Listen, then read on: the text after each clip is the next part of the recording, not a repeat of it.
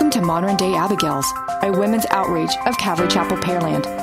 2 Corinthians 5:17 says, "Therefore, if anyone is in Christ, he is a new creation. Old things have passed away. Behold, all things have become new."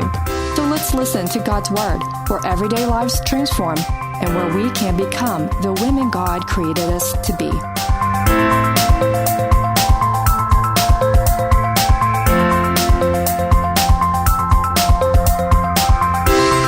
So let's get back to Ephesians 5:22 through 32. All right. Christ and the church. Wives, submit to your own husbands as to the Lord. For the husband is the head of the wife, as also Christ is head of the church, and he is the Savior of the body. Therefore, just as the church is subject to Christ, so let the wives be to their own husband in everything.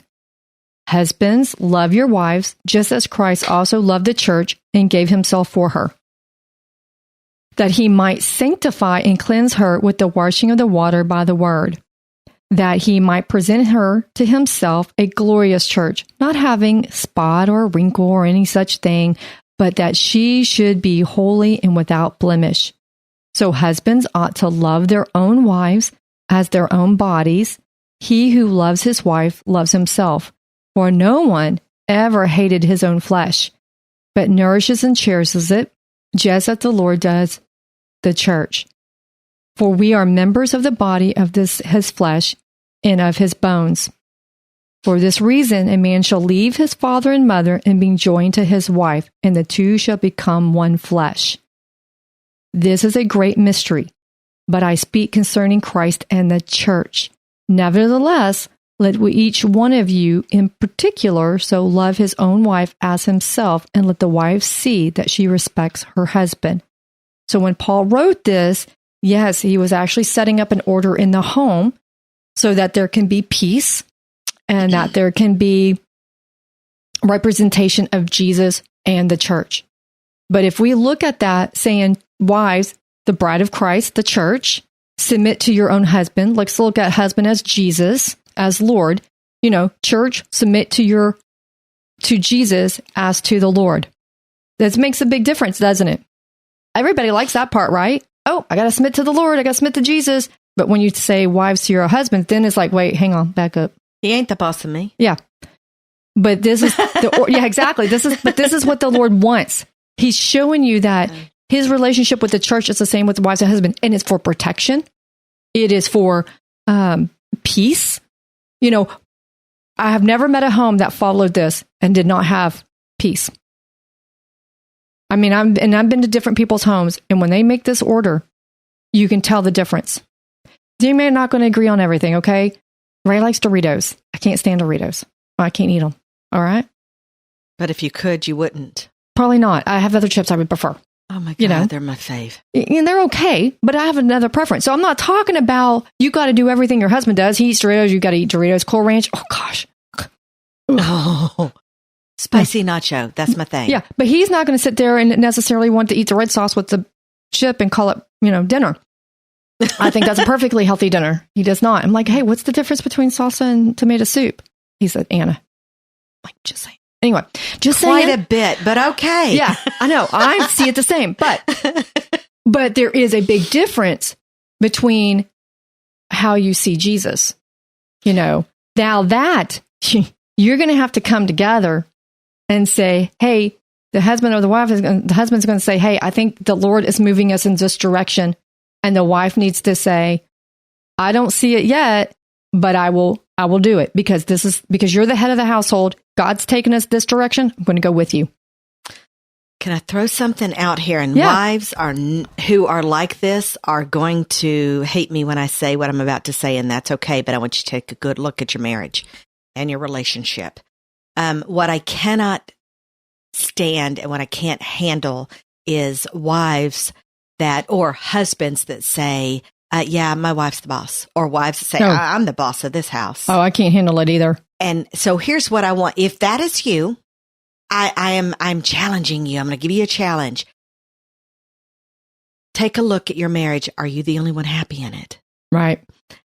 Ask your husband. Is he happy in the marriage? Right. Are you really happy in that marriage? Yeah, because chances are, and the marriages that I've seen where the wife is the boss, the house is absolute chaos. Not in her head because she's the boss. Right. Exactly. You ask anybody else in that family and they will tell you, my family's chaotic. Yeah. And I've seen that too. Out of order. Yes. And I listened to, I was on the radio, not on the radio. I had the radio turned on and I was listening to this lady talking about this. And she goes, when my husband and I got married, I was ahead of that. I did it. I made the calls. We were happy. She goes, then I got challenged to switch it. She goes, I was shocked to find out I was happier. She said it changed the whole dynamics because if your relationship is not getting better the longer you're married, you need to look in the mirror. Yeah. And I have seen couples who are like, well, I fell out of love. If you're really nurturing your relationship the way the scripture here in Ephesians is talking about, you're not going to fall out of love. If you're really nurturing your relationship the way Ephesians is talking, as if it was your relationship with Jesus, you're going to grow and get better all the time. Yeah. And I've watched Ray and I over the years, how much we've changed and grown. I mean, we are even starting to kind of dress a little bit alike. Have you seen people who've been married like 40 years and they start dressing alike without even trying? Uh-huh. We're starting to do that now because sometimes I will take notice. I'm like, is today a t-shirt day or are we wearing nicer shirts? What type of day is this? So we're not too off kilter. Yep. But your relationship with your spouse, just like your relationship with Jesus, should be growing. And if you're looking at your relationship and you're falling, quote, out of love, or you're doing things separately all the time, something's wrong. Yeah. And it's not okay to do things separately.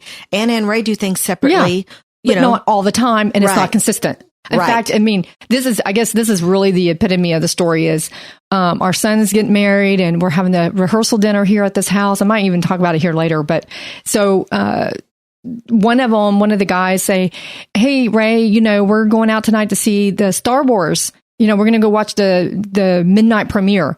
And so Ray says, yeah, we'll go. Or I want to go. So he starts doing the tickets. Well, he got 2 tickets. One for me, one for him. Naturally. Because we do things together. Then we get there and we find out this is Stevie's bachelor party. Stevie's her son. Yeah, my son. It's his bachelor party. I got invited to my son's bachelor party. But hey, you know what? It was at the movies. I know. They laughed. They laughed because one of them goes, only Steven's mom would be at a bachelor party. Only her. I'm like, wait, and that's only my husband. Steven's dad would order a ticket for Steven's mom. That's what he said. He's like, well, y'all didn't tell me. And he said, son, this is a good lesson. Whatever you do it with your wife. Yeah. You take her with you. Yeah, or communication. Okay, or that. But that was the whole thing is we do things together. We don't always do things separate. We do sometimes because we need to. Yeah. But it's not a habit. It's actually the exception, not the norm. I took off this week. It was great for Thanksgiving. Hadn't done it in a long time. And I told him for a while there, my whole goal was just to annoy him. And were you successful? No, it didn't actually go as planned, but hey, I tried. Oh, darn. Did he annoy you? No. But I think a lot of people, there was a lot of things when I was home for when because of Harvey, and we were stuck in the house for 4 days. We'd never been stuck in the house for 4 days together. Learned a lot about each other those 4 days. I remember that time. Yeah. And I also learned, with COVID, I learned, I know now how annoying it is when my mom used to have things to say to me in the morning. And I'm like, look, I'm not even awake yet. And I was doing the same thing to poor Ray. You also learned that your husband doesn't like board games and you do. Yeah, exactly. But we did, what though? You know what we did? We found a card game. Yeah. There you go. We both like, and we've been playing cards. Well, we have to have like 4 people. So we found a card game with friends. There you go. Yeah. So that's what I'm saying. This is that relationship. You're building it together. And just with Jesus, you're trying to learn who is my king? Who is Jesus that saved me? And I'm going to circle back to something because, you're a circle back person? Yeah. I almost started singing. Okay. We're not going to do that. Okay. So there are times, and this was my marriage, where you have a husband that will not step up. Right. And you do not have a choice but to run your home. Right. That's not the situation we're talking about here. If that's your situation, then you need to go back to our previous podcast about tools. Yes. Yeah. And so it's that's just not what we're talking about here. We're talking about the woman who will not allow the man to step up. Two totally different things. Exactly. And I'm going to say, and then sometimes they're like, well, my husband doesn't want to. He may not realize he can. He might have felt the wrath too often. That's you right. You might need to communicate it. He might have been put in his place one too many times, and he's like, "Yeah, I ain't bothering." Yeah, why bother? It's just And the guy, I'm only going to get yelled at because I never do anything right. And if they're demasculated, you have to work harder to undemasculate them. Yep, and that's your fault, by the way. Yeah, we can demasculate a man, and I know, but now actually very quickly. Yes, and they're trying to call it toxic masculinity. There is no such thing. Okay, men are men. We need to let them be men. Yeah. There's nothing toxic about them being a man. A man, it's his natural way to step up and protect and provide and to fix. And it's not going to be like a woman would do it. Yeah. Okay. It's not going to like the way we do it. There's many times I've seen Ray do things and I'm like, it's not the way I do it, but he's a man. I'm a woman. Yeah.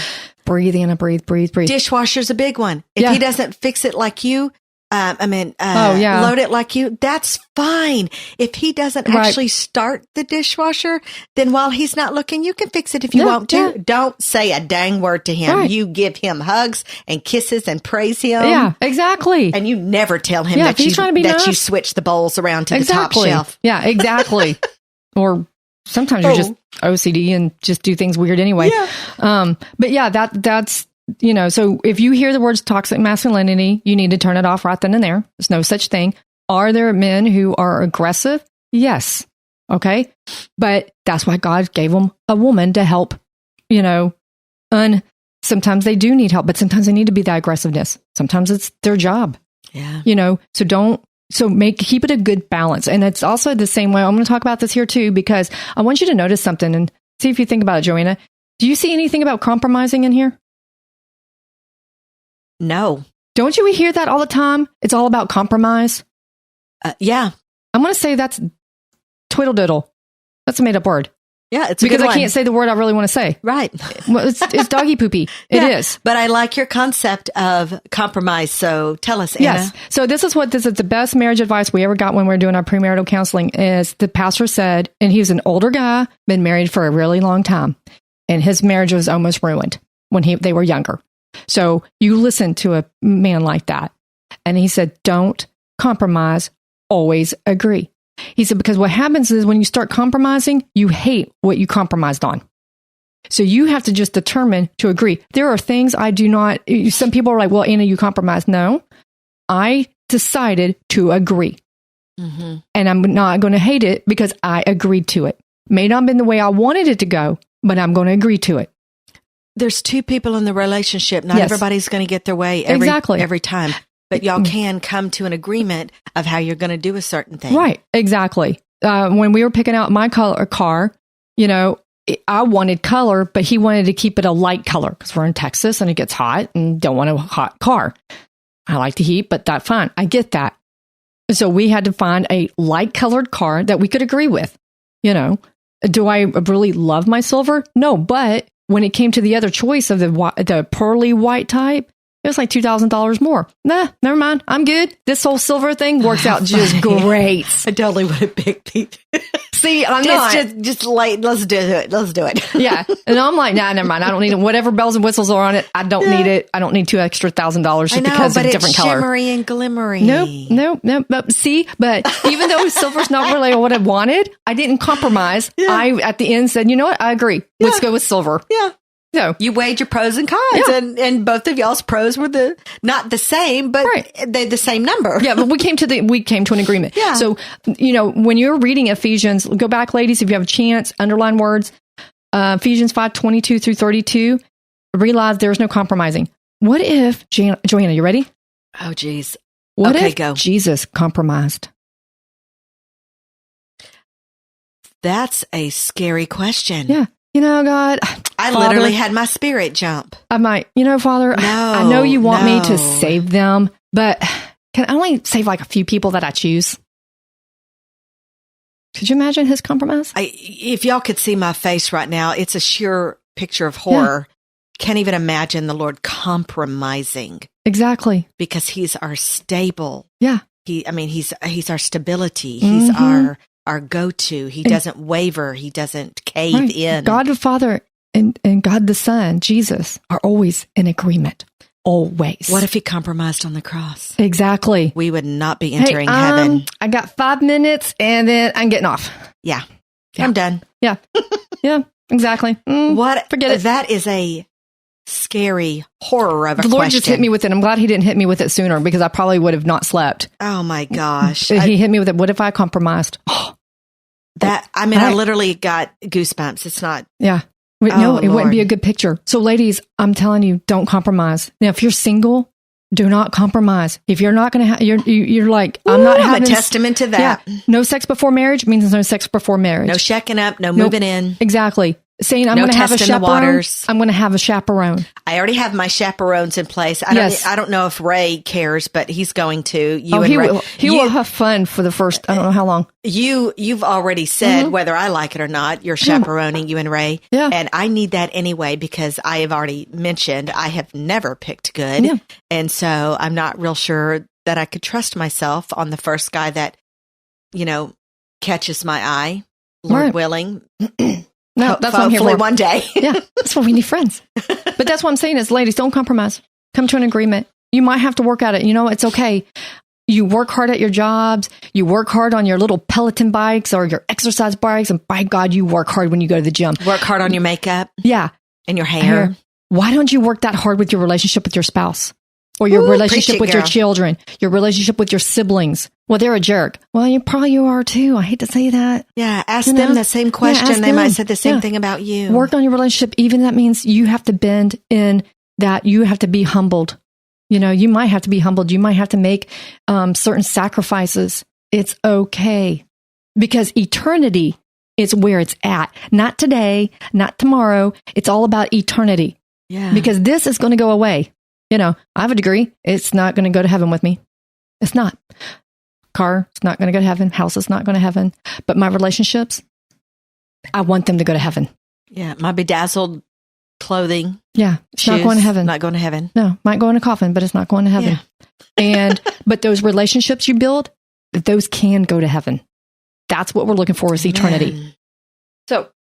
So this picture of a deep relationship for the love of each other, it is not selfish. And I'm going to use a cliche. I'm sorry, but not sorry. That is actually pure love. Only God has pure love. You think each of us can have pure love? Think again. We can't because we have a sinful nature. And it's not a warm, fuzzy love. It's only the love that gives. It's a very giving love and forgiving.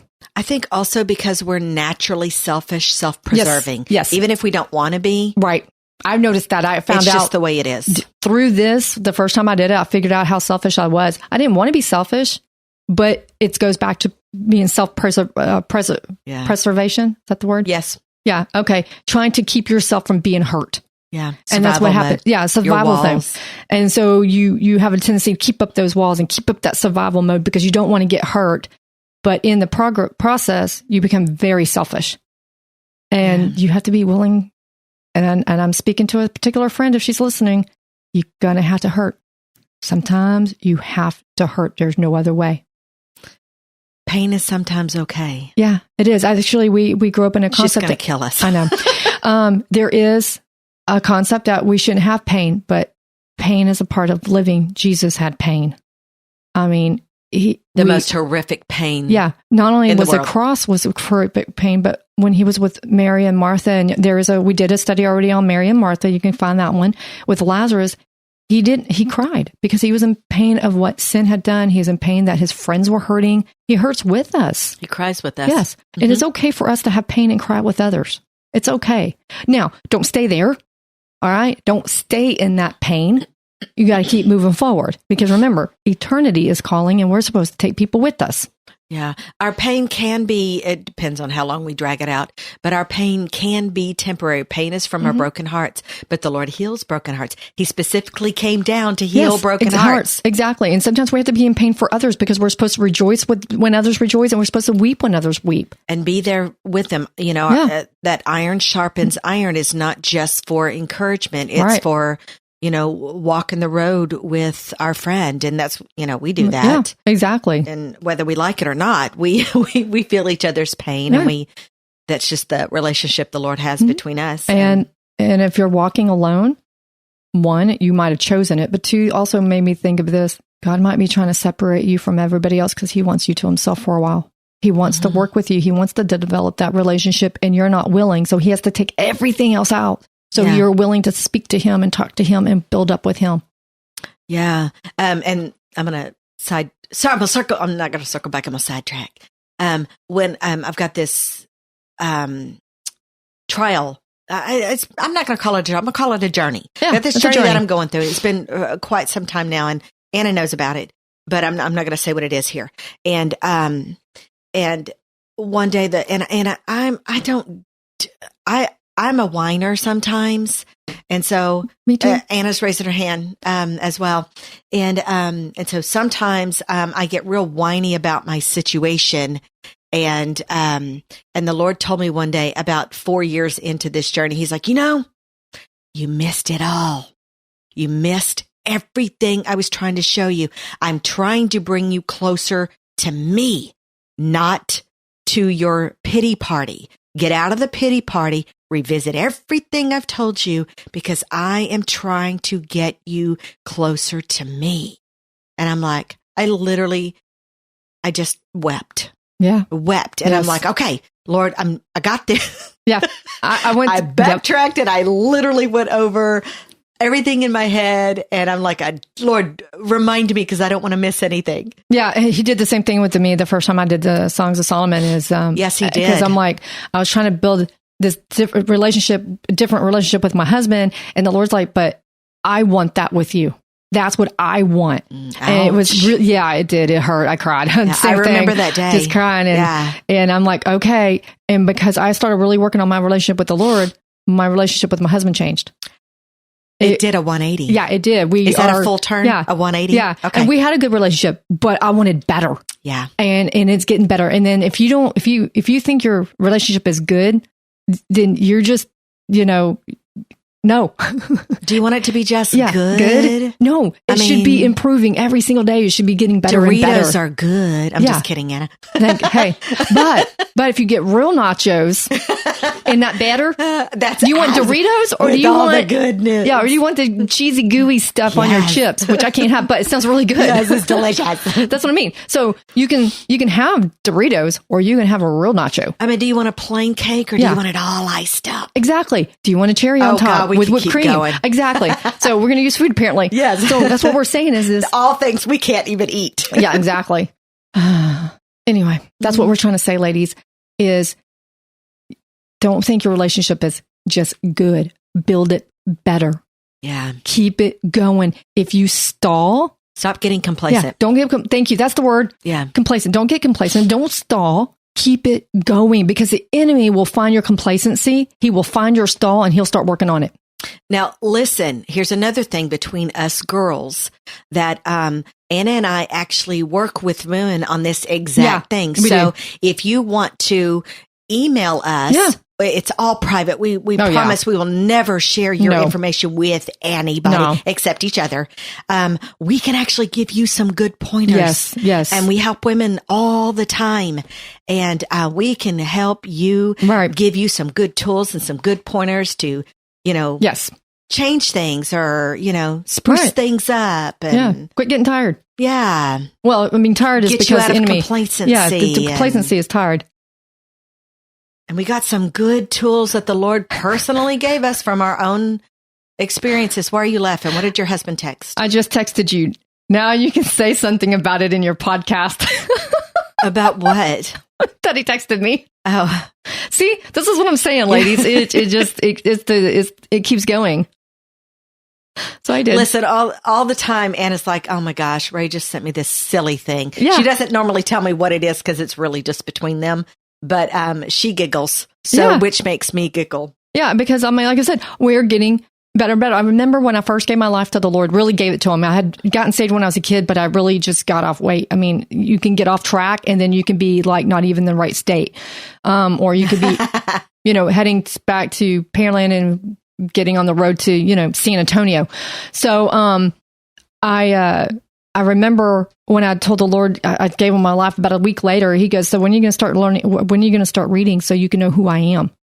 And that was and I'm like, oh my gosh, I need to know, who is this king? Who is this man that died for me? And I was really started getting into the word. See, there's always something. Yeah, there's always something. Always something. Yes. And so that's the same thing with your relationships, with whether it's your child or your parents or your husband. Coworkers. Coworker. What more can I learn? Yeah. I learn about my husband now more and more every day. I want to know more. We're starting to ask each other better questions now, because we want, some of it's just fun, some silly, some serious, because we're wanting to get to know each other more and more and more. Because beforehand, when I had my broken heart, I couldn't have probably handled maybe some of the answers, or I couldn't even ask it, or, I just wanted to keep, because of my rough marriage that I'd had before, I was too scared to even say anything. You were literally petrified. Yeah, I was petrified. And now, he and I have really been starting to, because I had to get healed. Yeah. I had to work on my relationship with the Lord. Now I can be a better wife and go to my husband and say, hey, I got this, or I need to say this. And it's like, okay. And I can attest to that. I've known y'all for 9 years? Probably. Mm-hmm. Something like that. And I have watched their relationship be not even close to where it needs to be, to completely change to where they are now. And then you are steadily evolving. It's noticeable, by the way. Yeah. Well, by me. Yeah. But it's a lot of it was because in the right way. I had broken hearts. I had to get healed, and I had to work on my relationship with the Lord. I had to work on it. I mean, because where was I going to go? And you know what else? Your husband does it when he stands up at the pulpit. He talks about how the Lord's, been showing him things. He doesn't always say what they are, but he doesn't have to. That's between him and the Lord. And he's always talking about how, the Lord showed me this, the Lord showed me that. And, it was real hard to take. And, so he's doing some evolving too. Yeah. We're both because we're working. The same thing as Ray tells it, and he's told it in his sermons before.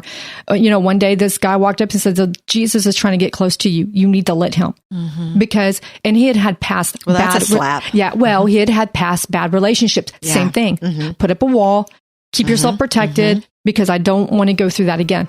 But we often do that to Jesus. Yeah. And I'm here to say, ladies, because I know we're on a real rabbit trail, and you're probably thinking, when are you going to get that? Not really. It's all relationship based. But this is what, you're right. This is what the Jesus is saying. I want a relationship with you.